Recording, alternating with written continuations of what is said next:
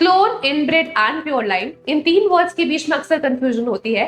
So let's understand in 1 minute. सबसे पहले हम लोग बात करते हैं क्लोन्स की। बेसिकली जब आप एक सिंगल प्लांट का एसेक्सुअल रिप्रोडक्शन करवाते हो तो उससे हमें बहुत सारे प्लांट्स मिलते हैं। और क्लोन्स की खासियत क्या है कि ये बिल्कुल एक दूसरे के फोटोकॉपीज होते हैं। सिंगल प्लांट से जन्मे होते हैं प्लांट्स, और अगर वो एसेक्सुअल रिप्रोडक्शन से जन्मे हैं तो हम उनको क्लोन्स बुलाते हैं।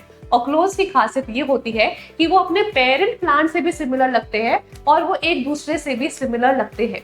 नेक्स्ट आता है pure line. So basically pure lines क्या होते हैं? Progeny of a single homozygous self pollinated plant. तो अगर आप एक सिंगल प्लांट लो और वो होमोजाइगस, सपोज कैपिटल टी, और अगर आप इसका सेल्फ पॉलिनेशन करवाओ तो इसके बाद जो हमें प्लांट्स मिलते हैं उसे हम लोग कहते हैं प्योर लाइंस। ठीक है, चलिए इसके बाद नेक्स्ट देखते हैं हम लोग यहाँ पे इनब्रेड्स। इनब्रेड्स क्या होते हैं ध्यान से समझना। अगर आपका एक क्रॉस पॉलिनेटेड प्लांट है तो वो अपना पोलन बाहर देगा, है ना।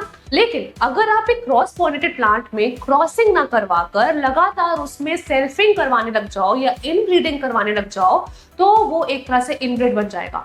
मतलब एक बच्चा है, वो बाहर निकल के कुछ करना चाहता है, सीखना चाहता है, लेकिन आपने उसको जिंदगी भर घर पे ही बिठा के रख दिया तो वो बन जाएगा बेवकूफ सा बच्चा। उसके सारे जो टैलेंट है वो खत्म हो जाएगा।